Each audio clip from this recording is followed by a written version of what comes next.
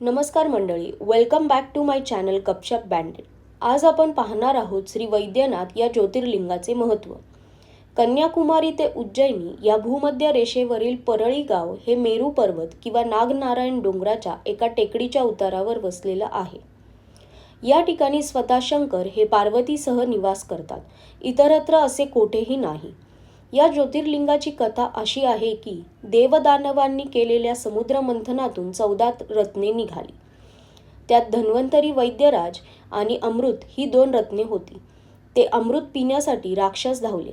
तेव्हा भगवान विष्णूने अमृतासह धन्वंतरीला श्री शंकराच्या पिंडीत गुप्त केले. त्यामुळे येथील शिवलिंगाला वैद्यनाथ किंवा वैजनाथ असे नाव मिळाले.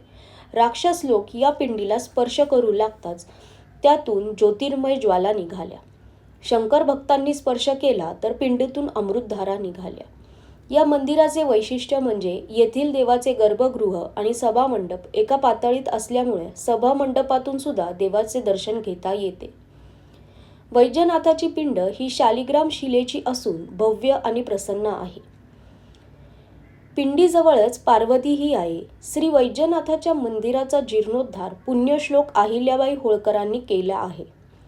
वैद्यनाथ मंदिराच्या आवारातच आणखीन शंकराची मंदिरे आहेत.